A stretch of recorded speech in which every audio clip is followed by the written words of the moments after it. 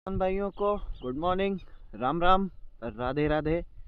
किसान साथियों, फरवरी का महीना आ गया है और अब जो है गन्ने बुआई का समय बहुत नज़दीक है। और अगर बारिश ना हुई होती तो शायद गन्ने की बुआई शुरू हो जाती और टेम्परेचर भी बढ़ जाता। पर अब समय आ गया है कि गन्ने की बुआई शुरू होगी। तो गन्ने पर ही कुछ थोड़ी चर्चा करेंगे आपके साथ में, तो बने रहें हमारे चैनल पे। ये हमारे पास 0238 वैरायटी थी, तो हम उसको किसी भी विधि से बोल लेते थे, 28 पे बोल लेते थे, टंच में बोल लेते थे। वो एक हमको अच्छा औसत उत्पादन दे के जाती थी। मगर पिछले 3-4 सालों में जो उस पे रोग आया, वो वैरायटी ख़त्म हुई। उसके बाद जो हमें नई नई वैरायटियाँ मिली, उसका उत्पादन हम नहीं ले पा रहे हैं। कहने को तो कोई कुछ कह दे, पर एवरेज 50-60 से ऊपर जा नहीं रहा।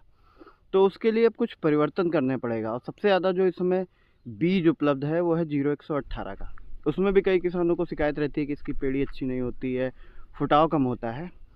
तो कुछ परिवर्तन करने पड़ेंगे जिससे आप 80 कुंटल 85 कुंटल प्रति बीघे का उत्पादन ले सकें। अब आप नई वैरायटियाँ बो रहे हैं, 14-201, चाहे 0118, 13-235, 15-023। तो मेरा मानना है कि इनको कम से कम 48 इंच की दूरी पर ट्रेंच विद में सिंगल लाइन में बोया जाए। 2 आँख के टुकड़े लिए जाए, स्वस्थ आँख के टुकड़े, और गन्ने का ऊपरी 1/3 भाग ही बोया जाए। और इनको जो है शोधित करके आप लाइन में बिछवा दीजिए, 2 आँख के टुकड़े।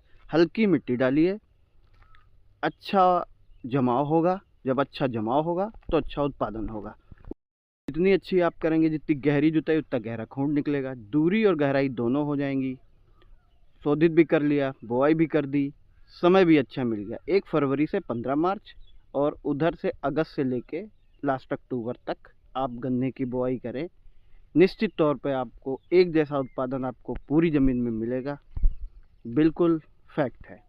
संतुलित फर्टिलाइज़र का प्रयोग करें।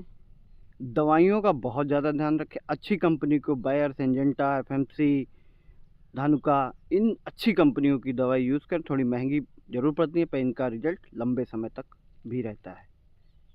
बाकी कुछ नहीं करना, आपको एक औसत उत्पादन आपकी पूरी ज़मीन में मिलेगा। बात अच्छी लगी हो तो चैनल को लाइक, सब्सक्राइब, शेयर, कमेंट ज़रूर करिएगा। धन्यवाद।